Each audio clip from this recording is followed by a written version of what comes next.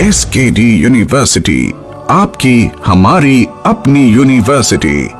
चुने एक ऐसी डगर जो आपको मंजिल के करीब पहुंचाए, जहां आपकी अभिलाषाओं को मिले एक नया रास्ता, जो ले चले आपको प्रगति के पथ पर आत्मविश्वास के साथ। आइए राजस्थान की एक ऐसी संस्था में जो आपकी सोच को एक नई उड़ान दे, जो मंजिल तक पहुंचाने को तैयार है। ये है आपकी हमारी अपनी साडी SKD यूनिवर्सिटी।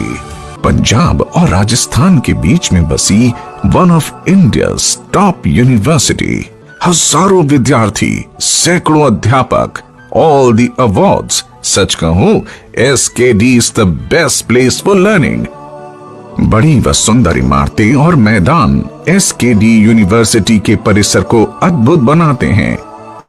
हमारे लिए शिक्षा सिर्फ क्लासरूम की 4 दीवारों तक सीमित नहीं है। अच्छे शिक्षक एक महान शिक्षा के लिए महत्वपूर्ण हैं। आपके साथ ट्यूटर की लगातार बैठकें होती हैं, जहां आप कोई भी प्रश्न पूछ सकते हैं, और साथ ही एक अच्छी राउंडेड पर्सनालिटी विकसित करने के लिए सह पाठ्यक्रम गतिविधियां आवश्यक होती हैं। पुस्तकालय में सभी छात्रों की आवश्यकताओं को पूरा करने वाली विभिन्न किताबों के साथ भारतीय और विदेशी लेखकों की पुस्तकों का संग्रह है। यहाँ लाइब्रेरी में पुस्तकों के अलावा प्रोफेशनल इंजीनियरिंग पत्रिकाओं और अन्य विश्व स्तरीय पत्रिकाओं की सदस्यता तथा संग्रह है। सिर्फ नंबर पाने के लिए नहीं, अनुभव कीजिए विश्व स्तरीय सुविधाओं को जो आपको बनाए प्रतिभावान व कुशल। हम आपके अवसरों को और बेहतर बनाने व व्यक्तित्व विकास के लिए यहाँ कम्युनिकेशन स्किल पर विशेष ध्यान देते हैं, जो जीवन भर आपकी मदद करता है। SKD विश्वविद्यालय में हम कोशिश करते हैं कि छात्र को उनकी पसंद के अनुरूप कौशल प्राप्त हो तथा उद्योग जगत के लिए वे उपयोगी हों। कंप्यूटर शिक्षा का एक अविभाज्य हिस्सा बन गया है और तकनीकी शिक्षा उच्च स्तरीय तकनीक द्वारा संचालित है। कंप्यूटर विज्ञान और सूचना प्रौद्योगिकी के लिए विशेष लैब, जो सभी विभागों के छात्रों के लिए एक मार्गदर्शक की तरह है। यहाँ जनरल, बुक्स और अन्य शोध कार्य देखकर, पढ़कर उससे ज्ञान बढ़ाते हैं। इंटरनेट कनेक्टिविटी वाईफाई के साथ उपलब्ध है। प्रयोगशाला आधुनिक उपकरणों से अच्छी तरह से सुसज्जित है और विषय के सिद्धांतों और अभ्यास को समझने के लिए पर्याप्त जानकारी देती है। संबंधित शिक्षकों की देखरेख में छात्रों के उपयोग के लिए कॉलेज में अलग अलग प्रयोगशालाओं जैसे भौतिकी, रसायन विज्ञान, जीव विज्ञान। SKD यूनिवर्सिटी के पाठ्यक्रम को विशेष रूप से डिजाइन किया गया है, जो स्कूल 10+2 से उत्तीर्ण होने के तुरंत बाद लॉ ग्रेजुएट बनने के इच्छुक छात्रों को शामिल करता है। ये छात्रों की सही नींव रखने में मदद करता है और आपको एक सच्चे कानून पेशेवर के रूप में विकसित करता है। खेल और फिटनेस हमारे दैनिक जीवन में एक बहुत बड़ा रोल निभाते हैं। SKD यूनिवर्सिटी अति आधुनिक खेल व फिटनेस सुविधा प्रदान करता है। विशाल परिसर में मेस सुविधा के साथ छात्र और छात्राओं के लिए अलग अलग छात्रावास हैं। कई मायनों में छात्रावास का जीवन परिसर में एक छात्र के जीवन को परिभाषित करता है। प्रत्येक हॉस्टल में इंडोर गेम्स और व्यायामशाला के लिए अलग अलग कमरे हैं।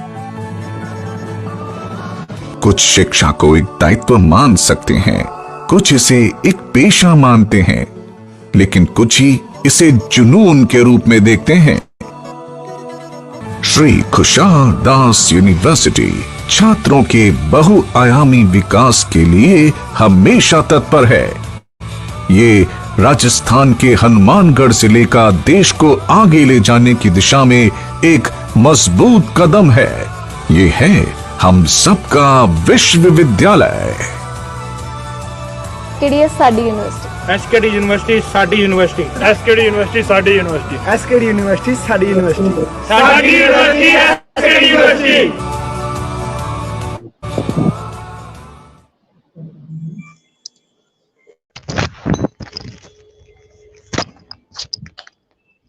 Good morning students and other staff member.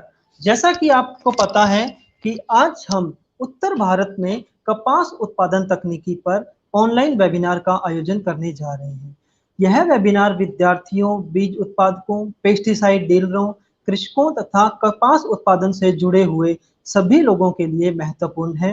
इस वेबिनार में हम कपास उत्पादन की नई तकनीकों तथा साथ ही नई किस्मों के बारे में हम जानेंगे। हम किसान भाइयों के लिए साथ साथ ही कपास में आने वाली विभिन्न बीमारियों, कीटों, रोगों के प्रकोप को कैसे कम करें तथा उत्पादन लागत में कमी करके अधिक पैदावार को प्राप्त करना, अधिक उत्पादन को प्राप्त करना, इसके बारे में हम जानेंगे। आज हमारे साथ जुड़े हुए हैं डॉक्टर मीना। डॉक्टर मीना कपास अनुसंधान संस्थान में कृषि वैज्ञानिक के पद पर कई वर्षों तक इन्होंने अपनी सेवाएं दी हैं तथा वर्तमान में डॉक्टर मीना श्री कुशाल दास यूनिवर्सिटी में प्रो वाइस चांसलर एवं डीन एग्रीकल्चर की पोस्ट पर कार्यरत हैं। तो डॉक्टर मीना से हम जानेंगे कपास उत्पादन से जुड़ी हुई सारी जानकारियां। तो मैं सर का वेलकम करना चाहूंगा। Welcome sir. आइए और हमें बताइए कि कपास से जुड़ी हुई सारी जानकारियां, कीट बीमारियां तथा इनसे हम कैसे किसानों को अधिक उत्पादन करके और किसानों की आय दुगनी कर सकते हैं। Welcome sir. नमस्कार, धन्यवाद। जैसा कि आपको बता दिया गया है कि आज से एक इस विश्वविद्यालय द्वारा कृषि संकाय पर वेबिनार्स की शुरुआत की जा रही है और इन वेबिनार्स में करीब करीब सभी जो मुख्य स्रोत हैं, मुख्य फसलें हैं इस क्षेत्र की, उन पर देश के जो नामी वैज्ञानिक गण हैं उनके विचार आपको सुनने को मिलेंगे। मेरा आप सभी से, जो विद्यार्थीगण भी हैं, शिक्षक हैं, कृषि विभाग के हमारे साथीगण हैं, पेस्टिसाइड कंपनी के साथी हैं, बीज उत्पादक कंपनियां हैं और सभी जो इनको समझते हैं कि उनकी आवश्यकता के लिए है, वो सब इसको ज्वाइन करके फायदा उठा सकते हैं। तो मैं आपको हर दो दिन के बाद में नई नई फसलों के ऊपर जो वेबिनार होंगे उनकी जानकारी हम देते रहेंगे। आज जो पहला दिन है उस पर हम उत्तर भारत में कपास उत्पादन की तकनीक, कपास उत्पादन किसान भाई कैसे अच्छा करें, इसके लिए हम आज की शुरुआत इस टॉपिक से कर रहे हैं। तो मैं उम्मीद रखूंगा के लिए ये फायदेमंद है, ये फायदेमंद होगी। सब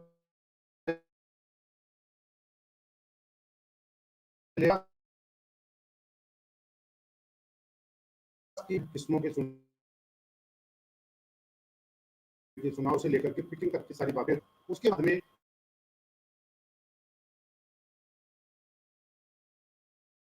जो हमारे एक्सपर्ट हैं और जो अच्छे एक्सपर्ट होंगे और उनसे भी आपको टॉपिक का करेंगे। मैं सबसे पहले चालू करूँ उत्पादक और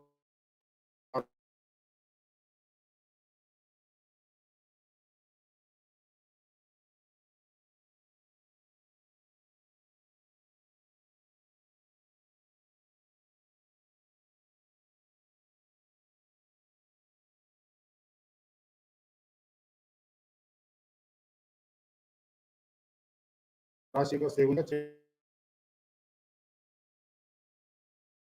लिए अच्छे पाए गए हैं। उसके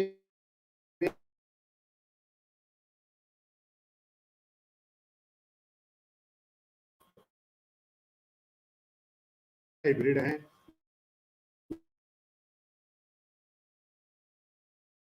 उनको आप चुनाव कर सकते हैं।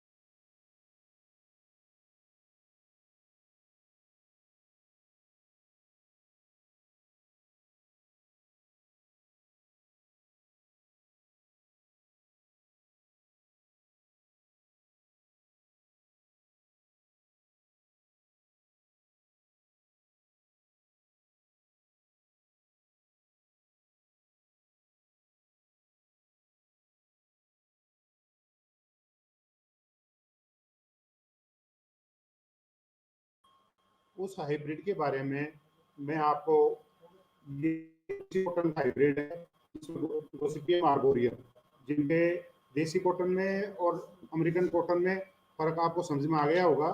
अमेरिकन कॉटन का रेशा थोड़ा बड़ा होने से टेक्सटाइल इंडस्ट्री में उसकी ज़्यादा मांग हो जाती है, और जो देसी कॉटन है आर्बोरियम कॉटन, उनका रेशा थोड़ा सा छोटा होता है, 18 mm से लेकर 20 mm तक का। टेक्सटाइल इंडस्ट्री में मशीनों में वो उपयोगी नहीं है, लेकिन आजकल ऐसी मशीनें आ गई है कि उस रेशे का बहुत उपयोगी यूज हम उपयोग करने लगे हैं, और उसकी भी पैदावार, उसकी भी डिमांड उतनी ही हो गई है। किसान भाइयों को उतनी ही पैदावार, उतनी ही आमद उन हाइब्रिड के उगाने से होती है जितने की वो इंसोटम हाइब्रिड्स को उगाते थे। उसमें CICR 2 नंबर का हाइब्रिड है, बहुत ही बढ़िया हाइब्रिड है। 40 मन पर एकड़, जिसमें करीब करीब 15 कुंटल के आसपास पड़ता है पर एकड़ की पैदावार। इतनी पैदावार क्षमता उस हाइब्रिड की है। बॉल साइज आर्बोरियम में जितनी बॉल साइज होती है उससे बढ़कर के बॉल साइज है, और हर एक जो टॉलरेंस, थोड़ी थोड़ी सिंचाई में भी थोड़ी बहुत कमज़ोर है, कम उपलब्धता है, कमज़ोर ज़मीनें हैं, उनको भी वो सहन शक्ति उसमें ज़्यादा है। उसके अलावा इस हाइब्रिड की खासियत ये है कि ये गिरता नहीं है। इसके खुलने के बाद में देसी कपास में एक समस्या है कि बॉल को खुलने के बाद में वो नीचे गिर जाती है, जो किसान को अपनी प्राप्त नहीं होती, इस कारण से उनकी पैदावार कम हो जाती है। लेकिन इस हाइब्रिड में गिरने की समस्या न के बराबर है। तो इसकी पैदावार इसी कारण से ज़्यादा मिलती है कि इसमें जो खुला हुआ कॉटन का बॉल है वो नीचे नहीं गिरता, और किसान को पूरी पैदावार मिलती है। तो इसका भी आप चुनाव कर सकते हो। उसके बाद में मैं सीधी बात आऊँ आपको कि हमें जो ये कपास है, सभी टाइप की सोइल में, सभी तरह की भूमियों में आराम से पैदावार हो सकती है। उत्तर भारत में, अब आपको मैं पूरे देश के बारे में बताऊं, पूरा देश कपास उत्पादन के मामले में 3 भागों में बटा हुआ है। एक हमारा उत्तरी जोन है, एक हमारा मध्य भारत का जोन है, और एक हमारा दक्षिण भारत का जोन है। उत्तर भारत के जोन में हमारा पंजाब, हरियाणा, राजस्थान, दिल्ली, ये सारा क्षेत्र हमारे उत्तर भारत के जोन में आ जाता है। उत्तर भारत में अब इनकी जलवायु अलग अलग है, तीनों जोन की जलवायु अलग है, तीनों जोन के लिए अलग अलग किस्में, अलग अलग हाइब्रिड है। उधर वाली जोन के लिए जो किस्में और हाइब्रिड जो उन्होंने रिकमेंड कर रखी है, वो हमारे जोन के लिए सुटेबल नहीं है। हमारे जोन में सारी की सारी 120 दिन की क्रॉप का समय मिलता है। 120 दिन में पक करके जो हमें पैदावार दे दे, वो किस्में यहाँ के लिए वाजिब है। तो उधर वाले में 120 की जगह 160 दिन के आसपास, 140 दिन से ऊपर की किस्में भी सुटेबल हो जाती है। तो लंबी अवधि की किस्में उन क्षेत्रों में कामयाब है, लेकिन हमारे क्षेत्र के लिए वो कामयाब नहीं है, क्योंकि हमें कपास के तुरंत बाद में गेहूं की बिजाई करनी होती है। अगर हमारी कोई लंबी दूरी की, लंबी अवधि में पकने वाली किस्में हम उपयोग में करेंगे तो हमारी गेहूं की बिजाई लेट हो जाएगी। इसके कारण से हमने जो यहाँ इस क्षेत्र के लिए जो जो रिकमेंडेड किस्में हैं, जिसमें मैंने 2-3 हाइब्रिड का आपको नाम अभी बताया ही है, इन्हीं किस्मों में से हमें चुनाव करना है। बाहर से कोई किस्म अपनी मनमर्जी से या हमारे किसान भाइयों को या हमारे विक्रेताओं को नहीं लानी। तो अब हम अगर बीज का बिजाई करते हैं तो सबसे पहला ध्यान, हालांकि ये बीटी कपास के जो पैकेट में आते हैं थैलियाँ, उनमें बीज पहले ही सीड ट्रीटेड होते हैं, सीड उनके फंगस से इनसे ट्रीटमेंट, उनका सीड को ट्रीटमेंट किया हुआ होता है। लेकिन फिर भी जैसे मैंने बताया, कभी ये बीटी में हमने सिंपल वेराइटीज में बीटी जीन डाल दिया है, तो उनका अगर बीज उत्पादन कोई किसान भाई करेगा तो उनको ये सीड ट्रीटमेंट भी अपने स्तर पर ही करना है। तो जो बिजाई करें तो सीड ट्रीटमेंट सबसे पहली मुख्य बात है, जो हमारे कपास के उत्पादकों को लिए बहुत ज़्यादा आवश्यक है। तो हमारा जो सीड ट्रीटमेंट है उसमें जैसे पर किलो के लिए 5 ग्राम एमिसोन, 1 ग्राम उसमें हमें स्ट्रेप्टोसाइक्लिन डाल देंगे, और 1 ग्राम ही सक्सेनिक एसिड डाल देंगे। इनसे मिला करके उसका बीज का उपचार कर लेंगे, तो वो कई जो बीजों के माध्यम से जो बीमारियां आगे आती है फसल में, उनको उसी जगह पे वो रुक जाएंगी। और सक्सेनिक एसिड से ट्रीटमेंट करने के कारण से बीज का अंकुरण बहुत बढ़िया होगा और वो बीज का जो खेत में जमा हुआ है वो बहुत अच्छा होगा।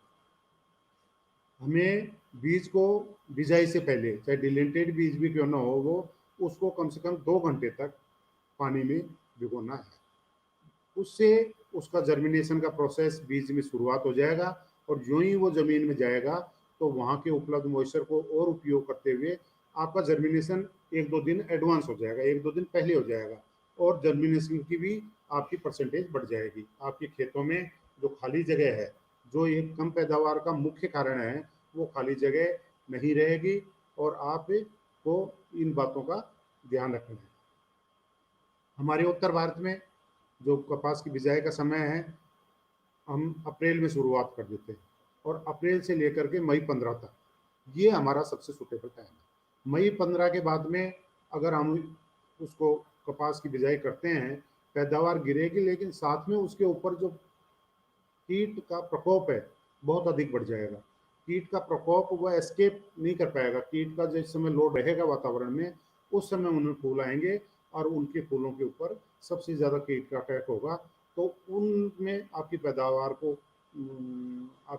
घटेगी और आपको पेस्ट को कंट्रोल करने में कई गुना ज़्यादा खर्चा करना पड़ेगा।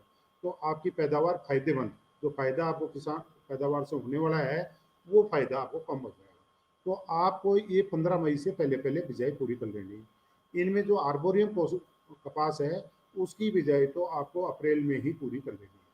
अप्रैल के बाद में इसके टेम्परेचर बढ़ जाता है और जो इसकी जर्मिनेशन होता है इसका आर्बोरियम कॉटन का, वो सीडलिंग स्टेज पे थोड़ा स्लो रहता है उसकी ग्रोथ, और ग्रोथ स्लो होने से वो टेम्परेचर की गर्म मिट्टी उस पर उड़ उड़ करके जाती है और वो पौधे को, सीडलिंग को ही वो मार देती है। तो आपको अप्रैल में आर्बोरियम कॉटन की बिजाई को अप्रैल महीने में पूरी कर लेनी है। उसके बाद में हिस्टोटम कॉटन हमारा 15 मई तक हम चला सकते हैं। कपास की बिजाई के लिए हमारे जो स्पेसिंग है वो स्पेसिंग ऑलमोस्ट तीनों राज्यों की, इसमें पंजाब, हरियाणा और राजस्थान में थोड़ा सा फर्क आ जाता है, लेकिन ऑलमोस्ट हम एक जैसी बिजाई को अडोप्ट कर सकते हैं। 67.5 इंटू 30 सेंटीमीटर, 67.5 तो लाइन से लाइन की दूरी और 30 सेंटीमीटर हमारी पौधे से पौधे की दूरी। ये सिंपल वैरायटीज अगर हम लें तो उसमें इसका उपयोग कर सकते हैं। और अगर हम हाइब्रिड का उपयोग करते हैं तो 67.5 लाइन से लाइन की दूरी और 60 सेंटीमीटर पौधे से पौधे की दूरी। पंजाब में हमारी क्योंकि ज़्यादा फर्टाइल ज़मीनें हैं, ज़्यादा उपजाऊ ज़मीनें हैं, तो ये दूरी प्लांट से प्लांट की थोड़ी सी ज़्यादा बढ़ा देते हैं। उसी सब केस में हम उसमें 60 सेंटीमीटर, पौधे से पौधे की भी 60 सेंटीमीटर से नीचे नहीं रखते। हाइब्रिड में उनकी दूरी 75 सेंटीमीटर कर देते हैं। लेकिन पंजाब, उसमें हरियाणा और राजस्थान में हमारा 67.5 इंटू 30 सेंटीमीटर वेराइटीज़ के लिए और 67.5 इंटू 60 सेंटीमीटर हमारे हाइब्रिड्स के लिए ये उपयोगी है। और इस तरह से हमको बिजाई कर लेनी चाहिए। बिजाई के समय हमें बीज की प्रॉपर मात्रा डालनी चाहिए, क्योंकि अगर बीज की संख्या कम रह गई तो आपका खेत में पौधों की संख्या कम होगी और पौधों की संख्या कम हुई तो उस पैदावार को और किसी भी तरीके से पूरा नहीं किया जा सकता। आपको अच्छे बीज का उपयोग करना है, किसी भी घटिया बीज का उपयोग न करें। बीज के अच्छे उपयोग होने से ही पौधों की संख्या प्राप्त होगी। अगर पौध की संख्या एक बार आपके खेत में कम हो गई तो आप चाहे उसमें कितना भी बाकी खर्चा कर दीजिए, कितना फर्टिलाइजर डाल दीजिए और इनपुट डाल दीजिए, लेकिन वो उस उस पैदावार की पूर्ति नहीं कर सकता। इसलिए बीज की क्वालिटी पे किसान भाइयों को सबसे पहले टॉप मोस्ट उसकी उसका प्रेफरेंस देनी है। अच्छी क्वालिटी का बीज ही उपयोग में लाना है। बिजाई होने के बाद में जब अब आपकी पौध उग करके आपके सामने आ जाती है तो 20 दिन के अंदर अंदर उसकी थिनिंग कर दो। एक जगह पे स्वस्थ, शुरुआत में एक पौधा छोड़ दीजिए 20 दिन में तो, और 1 महीने के बाद में फिर उसमें एक जगह पर एक पौधे का, स्वस्थ पौधे को रख लीजिए, बाकी सब पौधों को वहाँ से हटा दीजिए। उससे किसान भाई को सबसे ज़्यादा पैदावार मिलेगी। वीड कंट्रोल के लिए हम लोग पहले तो उसको हम मैकेनिकल करते हैं।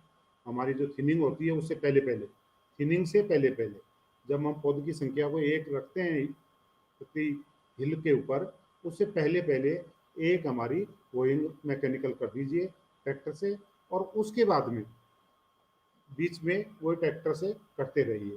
कई वीडीसाइड भी हैं, जैसे स्ट्रॉम्प है। स्ट्रॉम्प एक 1.5 लीटर पर हेक्टर के हिसाब से बिजाई से वो जो इमर्ज वो पौध उग जाए आपकी, उससे पहले पहले स्प्रे करना है इसका। पौध उगने के बाद में स्ट्रॉम्प का स्प्रे नहीं किया जा सकता। पौध हमारे कपास उगने से पहले पहले स्टोन का 1.5 लीटर पर हेक्टर के हिसाब से आप स्प्रे कर सकते हैं। और अगर पौधे उग गई उसके बाद में आप करना चाहते हैं तो डायरोन आधा किलो और ग्रामाक्सोन 1.5 लीटर, ये पर हेक्टर के हिसाब से आप इनका उपयोग करके आप वीड्स को कंट्रोल कर सकते हैं। साथ में आप मैकेनिकल ऑयल को आप ट्रैक्टर से करके कर सकते हैं। जब आप मैकेनिकल ऑयलिंग करेंगे तो फिर आपको ये इस पर केमिकल पे जाने की जरूरत नहीं है। वो मैकेनिकल से या थोड़ा सा हाथ से करके और आपको कंट्रोल कर सकते हैं।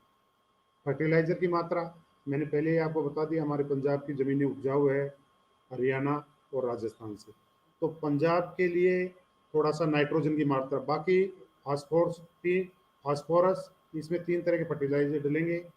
नाइट्रोजनस फर्टिलाइजर, फास्फोरस एक हमारा हम पोटाश डालते हैं, और जिंक 10 किलो। ये पोटाश 20 किलो पर एकड़, जिंक 10 किलो पर एकड़। जिंक में 2 तरीके हैं, एक हमारा 21% वाला जिंक है, वो हमको 10 किलो डालना पड़ेगा। एक हमारा 33% वाला जिंक है, वो 6.5 किलो में हमारी पूर्ति हो जाएगी। और हमारा फास्फोरस है 12-12 किलो हम डालते हैं। लेकिन जो यूरिया है, जो हमारा नाइट्रोजन है, नाइट्रोजन की मात्रा जैसे हम वेराइटीज़ के केस में आधी मात्रा और हाइब्रिड के केस में डबल मात्रा। हाइब्रिड के केस में 60 किलो नाइट्रोजन, 60 किलो नाइट्रोजन का मतलब है ऑलमोस्ट डबल यूरिया हो गया उसका, 120 किलो यूरिया हाइब्रिड के केस में। एक लेकिन इसकी मात्रा अब डालने का समय बहुत इम्पोर्टेंट है। किसान भाई बिना सोचे समझे 60 किलो, हम ये 60 किलो का मतलब है 50 किलो का एक बैग होता है, और 120 किलो में 2.5 बैग हमारे यूरिया के आ गए। तो 2.5 बैग को जैसे पंजाब वाले किसानों ने बिजाई के साथ में वहाँ के किसान भाइयों को डालने की कोई जरूरत नहीं है। वहाँ फास्फोरस और जिंक और पोटाश ये आप बेसल डोज पे दे दीजिए। उसके बाद में जो यूरिया है, एक तो पहला तो थिनिंग के समय और दूसरा फ्लावरिंग के समय, ये आधी आधी मात्रा 2 बार में उसको डाल दीजिए। जहाँ पर ऐसे ही हमारे हरियाणा में भी यही करते हैं, लेकिन उन्होंने 3 भागों में बांटा है उसको, कुछ थिनिंग के समय, फिर फर्स्ट स्क्वायरिंग के समय, और जब पीक फ्लावरिंग होता है उस समय बराबर की मात्राएं बांट करके यूरिया डाली जा सकती है। राजस्थान वालों ने बेसल डोज यूरिया की भी देने के लिए रिकमेंडेशन है, क्योंकि यहाँ थोड़ी ज़मीनें उनकी तुलना में थोड़ी कमज़ोर होने के कारण से हमें मात्रा बेसल डोज में भी देनी है। लेकिन जो कमज़ोर ज़मीनें हैं वहाँ पर चाहे पंजाब हो, हरियाणा हो या राजस्थान हो, सभी जगह पे बेसल डोज उसकी नाइट्रोजन की देनी। बेस इन तीनों फर्टिलाइजर के अलावा ये जो हमारा फ्लावरिंग आती है, पीक फ्लावरिंग, उसमें किसान भाइयों ने देखा होगा कि बहुत ज़्यादा फ्लावर्स नीचे गिरना चालू कर जाते हैं, शेडिंग होना चालू हो जाती है। किसान भाइयों का उस शेडिंग से बहुत ज़्यादा नुकसान होता है। उसको मिनिमाइज एकदम रोकना बड़ा मुश्किल है, किसान भाई उस पर ज़्यादा चिंता न करें। 2 कारणों से वो शेडिंग होती है, इन दोनों कारणों को आपको समझना पड़ेगा, और इनको निदान आपको उचित निदान करना पड़ेगा। एक तो अगर आपके पास बादल का वातावरण है, बादल छाए हुए हैं, तो आपको मालूम है कपास में जो पोलिनेशन है सवेरे 8 बजे शुरुआत होता है और दिन के 11-12 बजे तक वो पोलिनेशन का प्रोसेस होता है। इस दौरान अगर बादलों का सीजन है तो जो पोलन को भ्रष्ट होने के लिए एक सन की सूर्य की किरणें उसके ऊपर गिरेगी तो वो भ्रष्ट होगा, पोलन एंथर जो भ्रष्ट होगा। अगर उस पर सूर्य की किरणें नहीं गिर पाई तो वो पोलन एंथर भ्रष्ट नहीं होगा, और जब आपके पोलन ग्रेन बाहर नहीं आएंगे तो उस केस में आपका पोलिनेशन नहीं हो पाएगा। आपको ऐसे केस में चिंता करने की जरूरत नहीं है, जब वो गिरेंगे ही गिरेंगे, पोलिनेशन के अभाव में गिरेंगे। 12 बजे तक अगर पोलिनेशन नहीं हो पाया है तो उसके बाद में वो पोलन एक्टिव नहीं रहते और उस फ्लावर को वो गिर जाते हैं। तो उस दिन के दौरान आप नीचे पेड़ों के नीचे देखते रहिए। उस दिन के दौरान अगर आपको नीचे गिरे हुए बर्ड्स मिलते हैं तो उसकी चिंता करने की जरूरत नहीं है। लेकिन जिस दिन प्रॉपर सनशाइनिंग हो और उस दिन अगर आपके बर्ड गिर रही हो तो उसके दो कारण हैं। या तो वो पेड़ पौधा आपका फ्रूट के लोड को सहन करने में सक्षम नहीं है या उसमें कीट का प्रकोप है। अगर फ्रूट के लोड के कारण से आप उसके नीचे गिरी हुई जो आपकी पंखुड़ियाँ हैं उनको आप उठा करके देखेंगे तो आप उस पर कीड़े का निशान देखिए। अगर कीड़े का निशान उसके ऊपर नजर आता है तो इसका मतलब वो जो बर्ड गिर रही है या कीट जो नुकसान हो रहा है वो कीट के प्रकोप के कारण से हो रहा है। लेकिन अगर आपकी गिरी हुई बर्ड के ऊपर कोई निशान नहीं है तो फिर वो कीट का प्रकोप नहीं है, उसके ऊपर आपको खर्चा नहीं करना है। किसान भाई इस जगह पे बहुत ज़्यादा गलती करते हैं, अनावश्यक रूप से खर्चा करते हैं और उनकी पैदावार कम फायदेमंद रह जाती है क्योंकि खर्चा वो अनावश्यक रूप से कर देते हैं। हम लोग हमेशा बताते रहे हैं कि आवश्यकता पर ही खर्चा करें। इसी तरह से बचत करके आप अपनी पैदावार को, अपनी आमद को बढ़ा सकते हैं, अपनी पैदावार को बढ़ा सकते हैं। तो अगर आपका इस केस में हो रहा है बिना कोई निशान है उसके ऊपर गिरी हुई बर्ड के ऊपर तो आपका उसका कारण है कि आपका पौधा फ्रूट के लोड को नहीं ले पा रहा है और उस फ्रूट के लोड को थोड़े पौधे को ताकत मिल जाए उसके लिए NPK potassium nitrate potassium nitrate NO3 potassium nitrate का हम जो हमारा ये 13045 है उसका स्प्रे हम फूल के दौरान एक ही वीक के अंतर से करीब करीब 4-5 बार, फ्रूटिंग के दौरान 4-5 बार इसका पोटेशियम नाइट्रेट का 13-0-45 जो कॉम्बिनेशन है उसका 2% घोल बनाएं और 2% घोल बना करके उसको हम स्प्रे करते हैं तो उससे आपकी जितनी गिर रही है वो बर्ड्स उसमें कमी आ जाएगी, वो मिनिमाइज हो जाएगा, पूरी नहीं रुकेगी लेकिन वो मिनिमाइज हो गए, आपके लॉस मिनिमाइज हो जाएंगे। कई बार अगर 13-0-45 कॉम्बिनेशन नहीं है तो आप 2% DAP का भी स्प्रे कर सकते हैं, उससे भी आपके पौधे को ताकत मिलेगी, फ्रूट्स की रिटेंशन बढ़ जाएगी और आपका डैमेज कम होगा। ऐसे यूरिया का भी स्प्रे कर सकते हैं, ये सारे, लेकिन किसी एक का, सारों को मिला करके नहीं करना, वो फिर ज़्यादा हो जाएगा और आपके पौधे को नुकसान पहुंचा सकता है। किसी एक का 2% स्प्रे आप करके और जो आपके लॉसेज हो रहे हैं उनको आप मिनिमाइज कर सकते हो। और इस समय आपको पेस्टिसाइड का स्प्रे करने की कोई आवश्यकता नहीं है, उस पर खर्चा करने की कोई आवश्यकता नहीं है। उसके बाद में मैं आपके फ्रूटिंग के दौरान की अब सबसे मेन समस्या जो है वो आ जाती है कीट और इनका कीड़ों का नियंत्रण। कपास में 2-3 तरह के कीड़े लगते हैं जिसमें आजकल बीटी का एरिया ज़्यादा बढ़ गया। बीटी के एरिया में सबसे बड़ी समस्या हमारे वो बॉलवर्म तो कंट्रोल हो गए, तीनों तरह के बॉलवर्म कंट्रोल हो गए, कुछ अब समस्या आना चालू हो गई है उसमें मैं चर्चा करूँगा। लेकिन ज़्यादा समस्या हमारी है सकिंग पेस्ट की, जो रस को चूसने वाले कीड़े हैं उनकी समस्या। ये रस को चूसने वाले कीड़े बीटी हाइब्रिड्स के लिए आज की तारीख में एक समस्या है। इसमें जैसिड हैं। अब ये क्या करेंगे कि ये उसके रस को चूसेंगे, रस को चूसेंगे तो उसका जो अंदर का जो रस है, पत्ते के अंदर का रस है, वो चूस लेने से वो पीले पीले दिखाई दे जाएंगे और थोड़ी देर में इसके ऊपर ये हनी अपने हनी रस का भी वो छोड़ते हैं वहाँ पर, तो उससे ये जो फंगस है वो आपकी पौधे के ऊपर आ जाएंगी तो आपकी पत्तियाँ काले रंग की हो करके सिकुड़ करके वो गिरना चालू हो जाएंगी। तो सकिंग पेस्ट का कंट्रोल करना बहुत जरूरी है। लेकिन सकिंग पेस्ट के कंट्रोल में भी किसान भाई जो ही 1-2 कीड़ा दिखता है तुरंत खर्चा करना चालू कर देते हैं। ये हम लोग कभी नहीं कहते, इसमें बचत की बहुत ज़्यादा गुंजाइश है, किसान भाई बहुत ज़्यादा बचत कर सकते हैं। इसमें एक इकोनॉमिक थ्रेशोल्ड लेवल है, इकोनॉमिक थ्रेशोल्ड लेवल, उस थ्रेशोल्ड लेवल से अगर आप पहले ही स्प्रे कर देंगे तो वो स्प्रे आपका फायदेमंद नहीं है।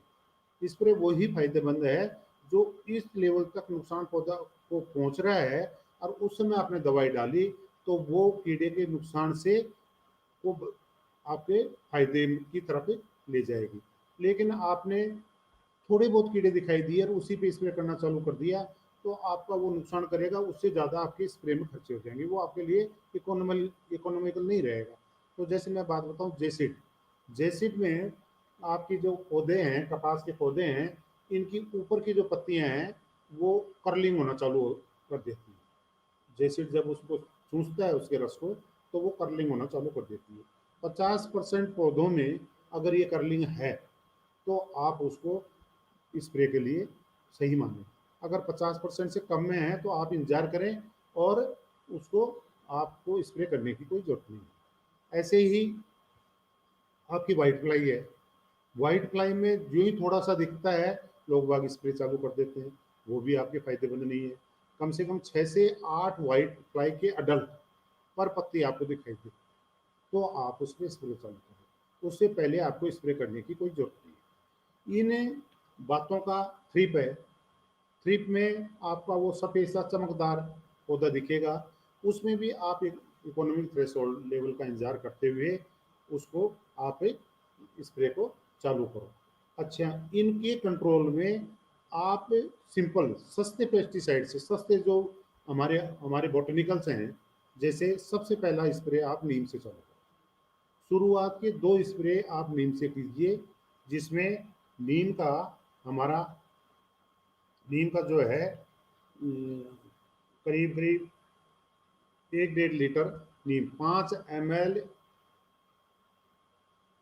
एक लीटर है नीम, और उसके साथ में 100 ml के आसपास आप कोई भी लिक्विड सोप उसके अंदर मिला दीजिए और पूरे एकड़ का स्प्रे आप तैयार कर लीजिए। 1 एकड़ में उसका नीम का स्प्रे कर दीजिए। 5-7 दिन के बाद में एक और स्प्रे कर दीजिए।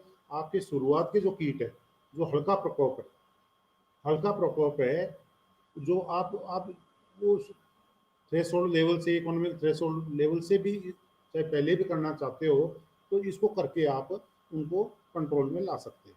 लेकिन केमिकल पेस्टिसाइड जिस दिन यूज करोगे आप, वो इकोनॉमिक थ्रेशोल्ड लेवल से बाद में ही करोगे। ये नीम के स्प्रे और इनसे आप शुरुआत के आप कंट्रोल कर सकते हो। उसके बाद में आप जैसे जैसिड है, जैसिड के लिए हमारे पास 2 पेस्टिसाइड हैं। कॉन्फिडोर कर दीजिए 40 ml पर एकड़, या हमारे पास जैसे उलाला है, उलाला से थ्रिप भी कंट्रोल हो जाएगा, आपकी वाइट फ्लाई भी, सकिंग पेस्ट भी कंट्रोल हो जाएंगे। उलाला का कर दीजिए आप, इसका 80 ग्राम पर एकड़ के हिसाब से इनका स्प्रे करके आप सकिंग पेस्ट को कंट्रोल कर सकते हैं। वाइट फ्लाई के लिए मैंने आपको बताया, इसमें पोलो पोलो एक डाइपेंथ्रॉन जो पोलो है 200 ग्राम पर एकड़। ये वाइट फ्लाई में 2 तरह के कंट्रोल है। अगर आपके पास अडल्ट वाइट फ्लाई की संख्या आपको दिखाई दे रही है तो पोलो का स्प्रे कीजिए 200 ग्राम पर एकड़। लेकिन अगर वाइट फ्लाई के आपके लार्वा हैं तो लार्वा पे आप ओबेरॉन और लेनो, ये टाइप के आप पेस्टिसाइड यूज करके लार्वा को आप कंट्रोल कर सकते हैं। इस लेनो के उपयोग से आपका थ्रिप भी कंट्रोल हो जाएगा। लेकिन थ्रिप में जो किसान भाई हमारा जो फिप्रोलिन का उपयोग करते हैं, वो थोड़ा सा इस पे ध्यान रखें कि इस पेस्टिसाइड के उपयोग से ये आपके थ्रिप को तो कंट्रोल कर देगा, लेकिन वाइट फ्लाई का रिसर्जेंस बहुत ज़्यादा हो जाएगा, वाइट फ्लाई की संख्या बहुत ज़्यादा बढ़ जाएगी, तो आपको फायदे की बजाय वो नुकसान की तरफ बात चली जाएगी। तो आप ये थ्रिप में जैसे लेनो का उपयोग कर लीजिए, इससे आप थ्रिप भी कंट्रोल हो जाएगा, साथ में आपकी वाइट फ्लाई भी कंट्रोल हो जाएगी। इस तरह से आपके बॉलवर्म्स, वैसे तो हमारे जो बीटी हाइब्रिड्स हैं उसमें 3 तरह के बॉलवर्म से हमने कंट्रोल है उससे। लेकिन आजकल कुछ रिपोर्ट आ रही है कि पिंक बॉलवर्म से टॉलरेंस पैदा हो गया है। साउथ में तो पिंक बॉलवर्म एक गंभीर समस्या का रूप ले चुका है, वहाँ तो इस बीटी के अगेंस्ट में टॉलरेंस, इस पिंक बॉलवर्म के अगेंस्ट में उस बीटी में टॉलरेंस आ गया है। तो हर एक बीटी हाइब्रिड के अंदर पिंक बॉलवर्म की समस्या पैदा हो गई है। उत्तर भारत में भी इस समस्या ने दस्तक दे दी है। कुछ ऐसे क्षेत्र मिले हैं जहाँ पर पिंक बॉलवर्म को बीटी हाइब्रिड में भी देखने को मिला है। इसका मतलब बीटी हाइब्रिड में उस बालवर्म के प्रति टॉलरेंस पैदा हो गई है, उस पिंक बालवर्म के जो वर्म हैं इस तरह के पैदा हो गए हैं जो बीटी हाइब्रिड के पॉइजन को, बीटी के पॉइजन को वो सहन कर रहे हैं। तो इस तरह के केसेज में आपको इसमें टॉलरेंट जो हाइब्रिड्स हैं केवल उन्हीं का उपयोग करना है। वैसे तो हमारे पास अभी तक दवाओं से कंट्रोल हो रहा है काफ़ी कुछ, जिसमें स्पिनोसाइड है। सबसे दो एक ही बताऊंगा मैं, ज़्यादा नहीं बताऊंगा। उसके बाद में एक अलग आपके कीट नियंत्रण के जो जो जो हमारे विशेषज्ञ हैं उनसे एक एक नियंत्रण के ऊपर एक अलग से हम सब वेबिनार रखेंगे, उस पर आपको पूरे विस्तार से सुनने को मिलेगा। लेकिन 2-3 पेस्टिसाइड मैं बताऊंगा आपको, जैसे हमारा ट्रेसर का 60 ml पर एकड़ से हमारे ऑलमोस्ट तीनों तरह के हमारे बाल में है उनको कंट्रोल कर सकते हैं। कोरोजिन है 60 ml पर एकड़, इनका उपयोग करके हम इनको हमारे बाल वर्म को कंट्रोल कर सकते हैं। देसी जिसको आर्बोरियम मैं कह रहा हूँ, देसी जिसको आप लोग कपास कह करके बोलते हो, उसमें शुरुआत में स्पॉटेड बालवर्म की एक समस्या। देसी हाइब्रिड का फर्स्ट प्लस बचाना बहुत ज़्यादा जरूरी है। देसी का चाहे कोई सा भी आप लगाएं, आर्बोरियम कॉटन कोई सी भी क्यों नहीं लगाएं आप, 60-70 दिन से के बाद में उसमें जब फूल आना चालू हो जाते हैं तो आते हुए फूलों को ही स्पॉटेड बालवर्म खा जाता है। किसान को पता नहीं लगता कि मेरे खेत में फूल पैदा हो रहे हैं, तो वो उससे पहले ही वो खा जाता है। इन स्पॉटेड बालवर्म के उपयोग के लिए आपको सिंथेटिक पायरेथ्राइड जो हम रोकते हैं, क्योंकि ये भी दूसरे कीड़ों के विसर्जन में उपयोग होता है, लेकिन फिर भी देसी कॉटन में स्पॉटेड बालवर्म को कंट्रोल करने के लिए आपको सिंथेटिक पायरेथ्राइड का स्प्रे करना पड़ेगा, जिसमें साइपरमेथ्रिन है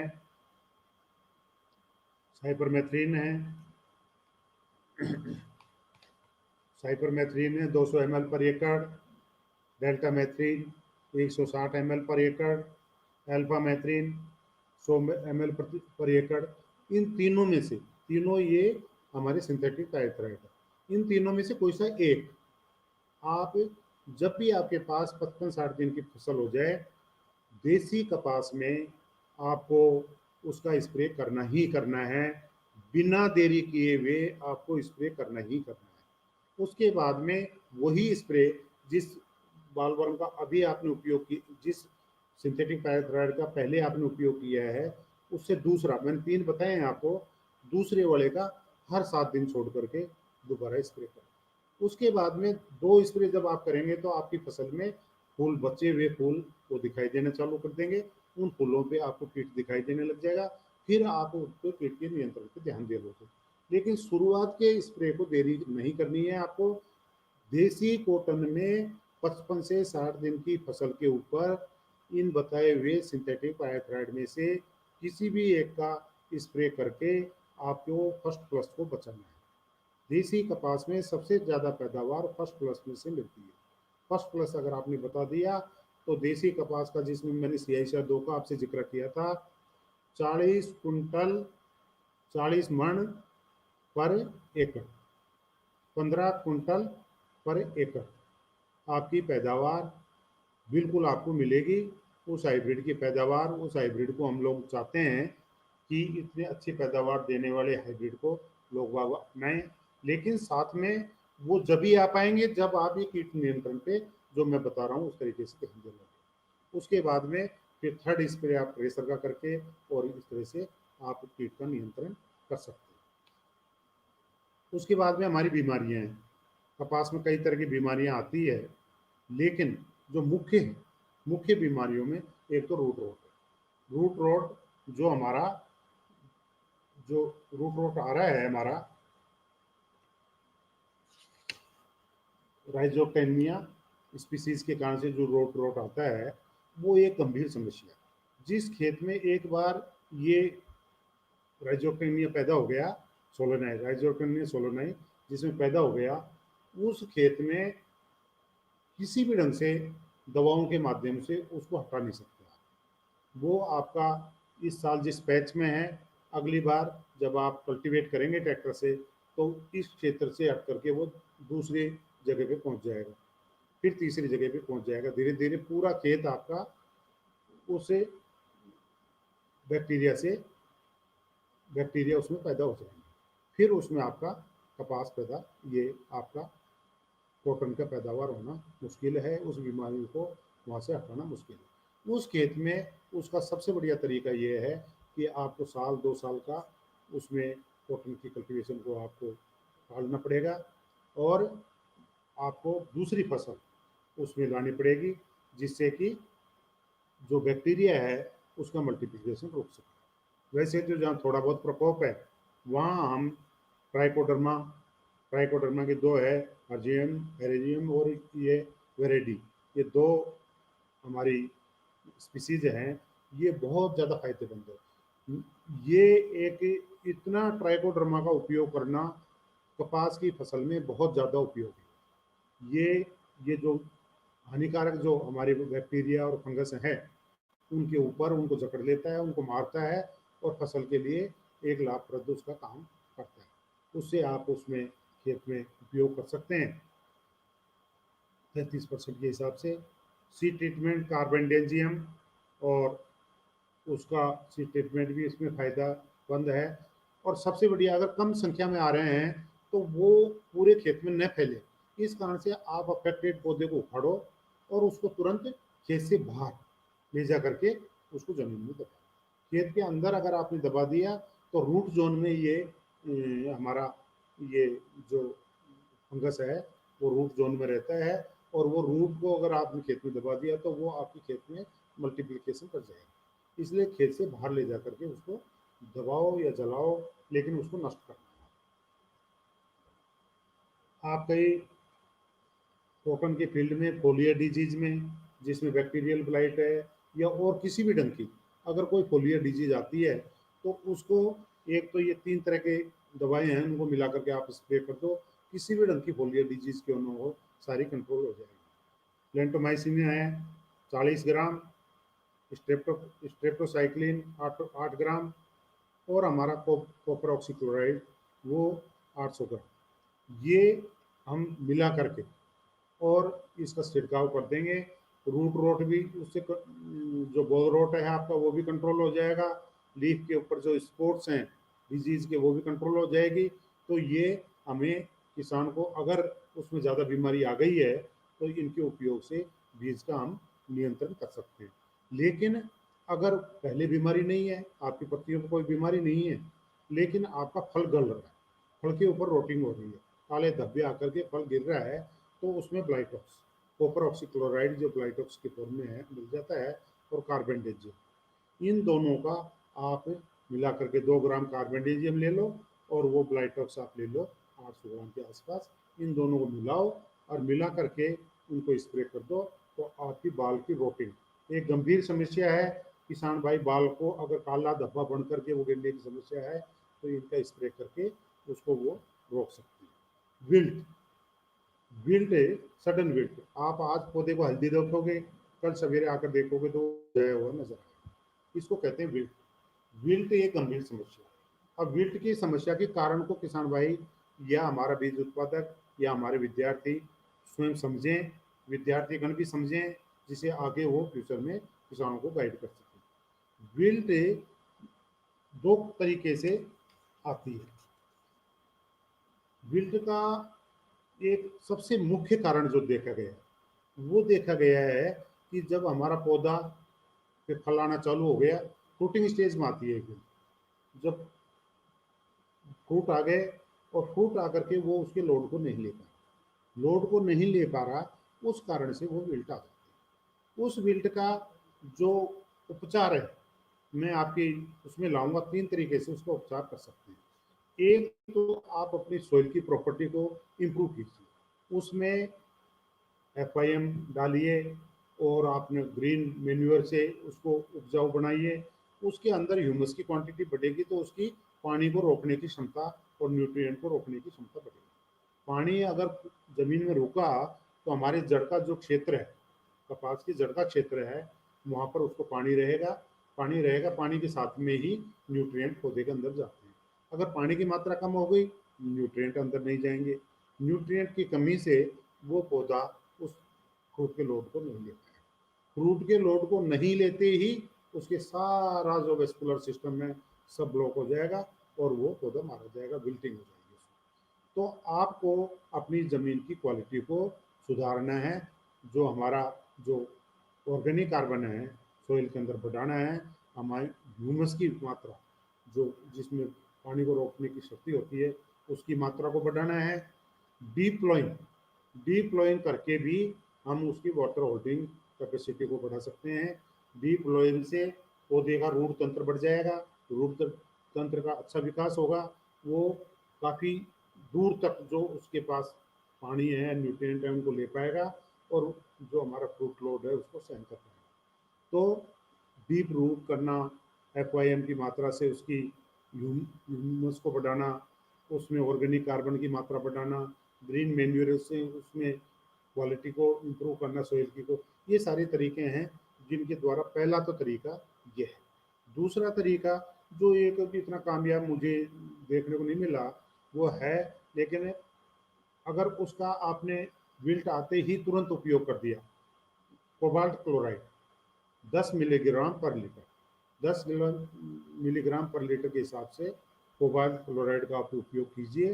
तो अगर आपकी विल्ट आई और आते ही आपने उसी पौधे को, जिस पौधे पे विल्ट है, केवल उस पौधे के चारों तरफ उसका स्प्रे कर दिया तो उसमें चांसेस बन जाते हैं कि वो रिकवर कर जाए। लेकिन अगर विल्ट आए हुए काफ़ी देर हो गई और फिर आप स्प्रे भी करते हैं तो उससे कोई सिग्निफिकेंट उसके रिजल्ट नहीं देखे गए हैं। आने वाले पौधे जिनमें विल्ट आने की समस्या है, आपको थोड़ा सा आभास हो गया कि ये पौधे में विल्ट आ सकती है, तो उन पे वो हमारा उसमें ये कोबाल्ट क्लोराइड से आप स्प्रे कर दीजिए पौधे के चारों तरफ। केवल पौधे के चारों तरफ, आपको अन्य पौधों पर करने की आवश्यकता नहीं है, उस पौधे के चारों तरफ कर दीजिए, उससे आपको पैदावार में मिल जाएगी। पैदावार बढ़ाने का एक और जो अच्छा तरीका है किसान भाइयों को, वो मैं बताना चाहता हूँ, डी टॉपिंग। डी टॉपिंग का मतलब है कि अगर आपने कपास को एक्सेस नाइट्रोजन दिया तो पौधा बहुत ज़्यादा ग्रोथ करता है। बहुत ज़्यादा ग्रोथ हमें नहीं चाहिए। हमें पौधे को वेजिटेटिव ग्रोथ से फ्रूटिंग जोन में कन्वर्ट करने के लिए उसके जो वेजिटेटिव ग्रोथ लेता है, शुरुआत में करीब 55, 60, 70 दिन के आसपास तक ये पौधे वेजिटेटिवली ग्रोथ करते हैं, उन पर फल नहीं होता। तो उस दौरान अगर आपने यूरिया की मात्रा ज़्यादा दी है तो वो बहुत ज़्यादा ग्रोथ कर जाएगा। लेकिन अगर आपने उसको कंट्रोल में रखा है तो आपकी ग्रोथ कंट्रोल में रहेगी और पौधा तुरंत फ्रूटिंग में कन्वर्ट कर जाएगा। एक बार पौधा जब फ्रूटिंग में आ जाता है, फ्रूट जोन में आ जाता है, तो फिर उसकी एक्सेसिव ग्रोथ रुक जाती है, क्योंकि पौधे की सारी एनर्जी फ्रूट में जाना चालू हो जाती है। फ्रूट में जाना हो जाए तो उसमें फ्रूट आएंगे, फिर फ्रूट की मात्रा बढ़ेगी। आप जो भी कोई खाद देंगे, यूरिया देंगे, सब हमें पैदावार में कन्वर्ट हो जाएगा।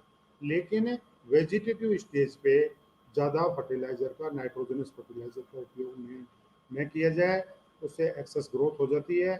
एक्सेस ग्रोथ होते ही उसमें सकिंग पेस्ट और दूसरे कीड़ों के प्रकोप ज़्यादा होते हैं, तो आपको उसमें एक्सेसिव ग्रोथ को रोकना है। दूसरा तरीका है कि आपका पौधा बढ़ता जा रहा है तो आप डिटॉप कर दो, उसका जो एपिकल मेरिस्टेम है उस मेरिस्टेम को तोड़ने से जो मेन स्टेम आपकी ग्रोथ ले रहा है वो रुकेगी और साइड की ब्रांचेस में आपको बढ़ोतरी होगी। उन ब्रांचेस पे आपके मोनोपोडिया भी बढ़ जाएंगे, आपके सिम्पोडिया भी बढ़ जाएंगे, फ्रूटिंग ब्रांचेस बढ़ जाएगी आपकी, और उन फ्रूटिंग ब्रांचेस पे फ्रूट की संख्या बढ़ेगी। तो आप देसी कॉटन में तो, खासकर आर्बोरियम कॉटन में तो ये टेक्निक बहुत ही फायदेमंद देखी गई है। आपकी ग्रोथ ऊपर जा रही है, आपने उसको टॉप कर दिया, डिटॉप कर दिया, आपकी साइड के ब्रांचेज आ जाएंगे। साइड के ब्रांच वो मोनोपोडिया जो बनेंगे वो मेन स्टेम के बराबर स्ट्रॉन्ग बनेंगे, और उन पे जो भी सिम्पोडिया बनेंगे, फल हमेशा सिम्पोडिया पे ही आएंगे। जो सिम्पोडिया बनेंगे, फ्रूटिंग ब्रांच बनेगी, उनके ऊपर पूरी तरह से आपका फल आएंगे, फलों की मात्रा बहुत ज़्यादा आएगी। तो डीटॉप करना एक कपास में पैदावार बढ़ाने का एक बहुत अच्छा तरीका है, इस पे हमें ध्यान रखना चाहिए। देसी कपास में विशेषकर हमें डी टॉप से बिल्कुल भी नहीं हटना चाहिए। हमारी कई बार लंबी अवधि के हमारे पास किस्में आ जाती है, हमें सितंबर, क्योंकि हमारे अक्टूबर तक हमें खेत खाली हो जाना जरूरी है, क्योंकि नवंबर में अक्टूबर में ही हमारी गेहूं की बिजाई चालू हो जाती है। एक तरह से गेहूं की बिजाई में अगर हमारी देरी होगी तो ज्यों ज्यों हमारी लेट बिजाई होती जाएगी, ज्यों ज्यों हमारी पैदावार गिरेगी, गेहूं की पैदावार डाउन हो जाएगी। गेहूं की पैदावार में, अगली पैदावार में कोई कमी न आए, इस कारण से समय पे हमें कपास की फसल से खेत को खाली करना आवश्यक है। कई बार हमारे पास लंबी अवधि की फसलें इसमें आ जाती है और उनमें हमें जो फ्रूट्स बनते हैं वो हरे रह जाते हैं, तो वो हमें पैदावार में शामिल नहीं होते। ऐसे केस में उन पौधों को हमें समय पे मेच्योर हो जाए, समय पे उनमें सारी बाल खिल जाएं एक साथ, उस कारण से हमें उसमें डिफोलिएंट का स्प्रे हम कर सकते हैं। डिफोलिएंट में दो तरह के डिफोलिएंट हमारे पास है। एक तो इथरल है, इथरल की मात्रा हम 5 ml पर लीटर इथरल का उपयोग कर सकते हैं। ड्रॉप एक केमिकल है, वो इथरल ही होता है, उसका भी हम 200 ग्राम पर हेक्टर के हिसाब से स्प्रे कर सकते हैं। इसके स्प्रे करने से हमारी जो जो जो पत्तियां हैं वो गिर जाएंगी और जो फल बने हुए हैं वो फोर्स ओपनिंग होकर के हर एक फल आपको ओपन हो जाएगा। आप समय से उनकी चुनाई कर सकते हैं। जब वो ओपन हो जाएंगे तो आपको पैदावार में वो योगदान देंगे। तो ये आपको डिफोलेंट का स्प्रे भी फायदेमंद है। डिफोलेंट का स्प्रे आप ये लेट होने वाली फसलों में कर सकते हैं। आपकी सब कुछ होगी, डिफोलेंट से आपने स्प्रे कर दिया, अब आपका फसल चुनाई के ऊपर तैयार। चुनाई करने में किसान को बहुत ज़्यादा ध्यान रखना पड़ेगा। अगर उसको अच्छी आमद लेनी है बाजार से तो साफ सुथरी चुनाई करें, अपने उसमें किसी तरह का कोई कंटामिनेट ना हो, जो खुली हुई बॉल हैं उसके सूखे पत्ते न मिलें, तो हाथों के ऊपर ग्लव्स लगाएं, बालों को भी ढक करके रखें और साफ सुथरी ऊपर से बॉल को चुनाई करें। नीचे अगर कोई बॉल गिर जाती है तो उसकी चुनाई अलग से करें और फिर उसका जो नमी रहित थोड़ा सा चुनाई के समय ये भी ध्यान रखें कि सवेरे जिस समय उसके खुली हुई बॉल के ऊपर ओस होती है, ओस के समय थोड़ा चुनाई को अवॉइड करें, थोड़ी देर रुक जाएं, जब तक ओस खत्म हो जाएगी उस समय उसकी चुनाई करके छायादार जगह में उसकी हमारी छायादार जगह में उसको रखें और जिससे उसको किसी तरह का नुकसान न हो। और ज़्यादा ऊंची ढेरी न बनाएं। ज़्यादा ऊंची ढेरी बनाने से क्या होगा कि उसमें एक हीट पैदा हो जाती है। हीट पैदा हो जाने से वो उसके बीज भी उससे खत्म हो जाते हैं और कपास को भी नुकसान हो जाता है। तो उसे वो छोटी छोटी ढेरियों में ही कपास की चुनाई करें, उसको स्टोर करें और सूखे स्थान पर उनका करें। मैंने वो आपको डिफोलिएंट के स्प्रे बताया था। किसी किसान के पास अगर डिफोलिएंट नहीं है समय पर उपलब्ध तो वो हरी बॉल सहित पेड़ों को काटें और काट करके एक दूसरे पेड़ में फंसाते हुए, उनको तिरछे फंसाते हुए और एक दूसरे को सपोर्ट करते हुए खेत के अंदर उनको खुला छोड़ दें। जो धूप होगी उनका जड़ से उनकी पानी का आना बंद हो जाएगा और धूप से वो फोर्स ओपनिंग हो जाएगी। तो वो भी तरीका आप अपना सकते हैं कि खेत के अंदर ही उनको खड़ा रख दें और एक दूसरे में फंसा करके उनको सपोर्ट दे करके वो खड़े रह जाएंगे। उससे भी आप कर सकते हैं। तो इस तरह से आप साफ सुथरी पिकिंग तक का मैंने सारे प्रोसेस बता दिए। कीट नियंत्रण के लिए कीटों का मैंने अलग से बताया, लेकिन इंटीग्रेटेड एक सिस्टम है, उसको उपयोग करके आपको इंटीग्रेटेड पे जाना चाहिए, बजाय केमिकल पे डिपेंड रहने के रह करके आपके खर्चे बहुत ज़्यादा बढ़ जाते हैं, फसल आपकी फायदेमंद नहीं रहती। किसान भाई उसको कहते रहते हैं मुझे इतने स्प्रे करने पड़ गए, मुझे इतनी पैदावार में कोई फ़ायदा नहीं हुआ। तो आप पैदावार को फायदेमंद करने के लिए इंटीग्रेटेड सिस्टम, जिसमें मैं जैसे सबसे पहले आप डीप्लोइंग करो, डीप्लोइंग करके आपके जो वाटर उसकी जो पेड़ की बिल्डिंग है उसको आप रोक सकते हो। क्रॉप के रोटेशन को उपयोग करो, उसमें एक ही एक फसल बार बार उगाने के बजाय उसमें लेग्यूमिनस क्रॉप का एक रोटेशन दो, जिससे उसकी ज़मीन की मात्रा सुधरे जमीन आपकी सुधरे। ऐसे ही आपका खेत के आसपास जो आपके वीड्स हैं, मैं आपको बात बता दूं, जो खेत के आसपास जो आपके मेड हैं, मेड के ऊपर जो वीड्स हैं जिसको किसान भाई नहीं हटाते हैं, वो कई तरह की बीमारियों के लिए होस्ट का काम करते हैं। कई तरह की बीमारियां कॉटन से पे तो आप कंट्रोल कर लेते हैं उनको, लेकिन कॉटन पे वो दूसरे होस्ट के ऊपर पनपती रहती है, और पनप करके जब आपका फल आएगा कॉटन पे, उस समय वो बढ़ करके कॉटन पे शिफ्ट हो जाएंगे और वो आपको कॉटन को नुकसान पहुंचाएंगे। तो आपके इस तरह के जो वीड्स हैं, खरपतवार हैं, उनका आपको रिमूवल बहुत ज़्यादा ज़रूरी है। ऐसे ही आप नाइट्रोजन का मैंने बता दिया पहले, नाइट्रोजन जो फर्टिलाइजर है उनका जो वेजिटेटिव ग्रोथ की फेज है उस फेज में ज़्यादा उपयोग ना करें। जब आपकी फ्रूटिंग फेज आ जाएगी उसमें आप दे सकते हैं जो रिकमेंडेड है, लेकिन वेजिटेटिव ग्रोथ पे कम यूज़ करें। हमेशा पेस्टिसाइड, जो केमिकल पेस्टिसाइड जब भी उपयोग करें जब ईटीएल का लेवल आ जाए, इकोनॉमिक थ्रेशोल्ड लेवल का लेवल आ जाए, तभी आप उपयोग करें। जैसे जैसिड के केस में मैंने बता दिया 50% पौधों में ऊपर कर्लिंग चालू न हो जाए, ऊपर ऊपर के पौधों में, या वाइट फ्लाई में मैंने बता दिया 5 से 6 अडल्ट वाइट फ्लाई पर पत्ती आपको दिखाई नहीं दे, जब तक आपको केमिकल पेस्टिसाइड पे नहीं जाना। ये दूसरे पेस्टिसाइड नीम हो गया आपका, इनसे आप कंट्रोल कर सकते हैं। और नीम के साथ साथ में आपको फेरोमोन ट्रैप से आप कीड़ों का मॉनिटरिंग, कि कौन सा कीड़ा आगे आने वाला है, उसके लार्वा, उसके अडल्ट उसमें पकड़े जाएंगे। फेरोमोन ट्रैप से वो उस ट्रैप की तरफ आएंगे, आपको पकड़े जाएंगे। दूसरे दिन आप देख करके ये लगा सकते हैं पता कि मेरे खेत में फला पेस्ट की एंट्री हो चुकी है, आप उसका कंट्रोल के बारे में सोच सकते हैं। तो ये फेरोमोन ट्रैप जो मॉनिटरिंग है उसके लिए बहुत ही ज़्यादा उपयोगी है। ये आपकी पेस्ट को भी पकड़ कर मारेंगे, लेकिन मॉनिटरिंग के लिए विशेषकर बहुत ज़्यादा उपयोगी है। उसके साथ में आपके ट्रैप हैं, स्टिकी ट्रैप, आपकी वाइट फ्लाई है, कंट्रोल नहीं हो रही, आप जगह जगह फील्ड के अंदर स्टिकी ट्रैप लगा दो, yellow sticky trap. Yellow sticky trap की तरफ वो वाइट फ्लाई अट्रैक्ट होगी, जैसे कि उनके अडल्ट अट्रैक्ट होंगे, अट्रैक्ट होकर के जो ही वहाँ जाएंगे वहाँ आपके एडेसिव लगा हुआ होगा, उस एडेसिव पे वो चिपक जाएंगे। आप सवेरे तक जाकर देखोगे तो आपको वो पूरे एडेसिव आपको भरे हुए मिलेंगे। तो ये भी एक तरीका है। तीसरा लाइट ट्रैप है।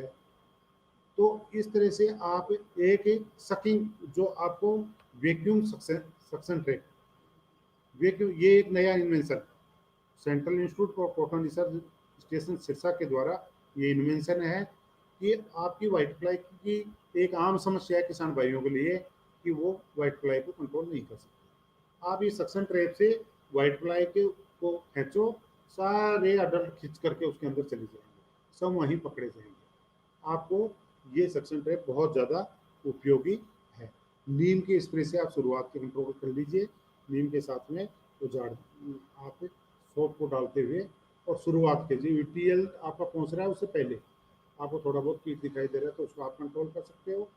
सिंथेटिक पायरेथ्राइड का एक मैंने आपको कपास में उपयोग बताया है, लेकिन नरमा में उसके से उपयोग का थोड़ा परहेज रखें, उसका उपयोग न करें, क्योंकि इससे दूसरे कीड़ों का रिसर्जेंस होता है। तो आपका एक आपकी फील्ड के चारों तरफ ज्वार या बाजरे की एक दो लाइनें लगा दो, उससे जो बाहर से आने वाला कीड़ा है वो एक तरह से अवरोधक का काम करेंगे। अवरोधक का नेचर में कोई कीड़ा आ रहा है तो उसको रोक देंगे, वो उसको रोकने का काम ये कर देंगे। और जब आपका केमिकल पेस्टिसाइड की तरफ आ रहा है तो आपका जो स्प्रे पंप है उसका नोजल बहुत बढ़िया क्वालिटी का होना चाहिए। वो अच्छी क्वालिटी की ड्रॉपलेट बनाएं, 600 ml पर मिनट का वो आपको आउटपुट दे, और बारीक बारीक ड्रॉपलेट बनाएं जिससे पौधे के ऊपर हर जगह उसकी ड्रॉप्स पहुंच जाए। तो अच्छी क्वालिटी की नोजल उपयोग करके आपको करना है। और जो मैंने बता दिया बीटी हाइब्रिड में आजकल रेजिस्टेंस का आना चालू हो गया है, उस रेजिस्टेंस को कंट्रोल करने के लिए, उसकी मॉनिटरिंग करने के लिए, रेजिस्टेंस को कंट्रोल करने के लिए आपको रिफ्यूजिया हमेशा, ये लोग कहते रहे हैं कि रिफ्यूजिया का उपयोग जरूर करना है। रिफ्यूजिया का काम है कि उसी हाइब्रिड का नॉन बीटी वर्जन आपको साथ में आएगा, उसकी आप खेत के चारों तरफ बाउंड्री लगा दीजिए। उसमें अगर बाहर से कोई कीड़ा आपके खेत में प्रवेश कर रहा है तो वो रिफ्यूजिया पे मल्टीप्लाई करेगा, उसी को खाना पसंद करेगा। बीटी पे वो उसकी सर्वाइवल नहीं है, तो इस रिफ्यूजिया पे वो सर्वाइव हो जाएंगे। आप रिफ्यूजिया पे जब उनकी पॉपुलेशन ज़्यादा बढ़ती है तो वहीं पर केवल उसके ऊपर स्प्रे करके आप उसको रिफ्यूजिया के ऊपर ही कंट्रोल कर सकते हैं, आगे वो आपका अभी नहीं जाएगा। इसलिए आपका हमें इस तरह से आप इंसेक्ट को मैनेज कर सकते हैं। तो मैंने आपको आज के इस स्पीच में बिजाई से लेकर के वैरायटियों के सिलेक्शन से लेकर के और आज पिकिंग तक की बातों को एक समराइज वे में बताने की कोशिश की है, और ये जरूर लाभप्रद होगी। मुझसे अगर किसी भी जो हमारे श्रोता हैं उनमें से किसी को भी कोई बात की शक हो, शंका हो, मेरे से बेहिचक वो उसकी जानकारी लें और उसकी शक को दूर करें। और आपका इस तरह से ये प्रोग्राम, ये एग्रीकल्चर पे एक वेबिनार की हमने सीरीज का शुरुआत कर दी है। हर क्रॉप पे हम वेबिनार को करवाएंगे, आप लोग इसका फ़ायदा उठा सकते हैं। ध्यान से बिना मिस किए हुए इनको सुने और फायदेमंद आप रहे। धन्यवाद।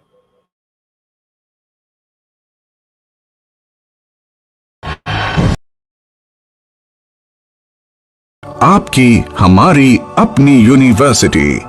चुने एक ऐसी डगर जो आपको मंजिल के करीब पहुंचाए, जहां आपकी अभिलाषाओं को मिले एक नया रास्ता जो ले चले आपको प्रगति के पथ पर आत्मविश्वास के साथ। आइए राजस्थान की एक ऐसी संस्था में जो आपकी सोच को एक नई उड़ान दे, जो मंजिल तक पहुंचाने को तैयार है।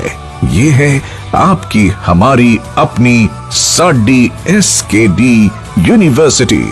पंजाब और राजस्थान के बीच में बसी one of India's top university. हजारों विद्यार्थी, सैकड़ों अध्यापक, ऑल द अवार्ड्स। सच कहूं, SKD is the best place for learning.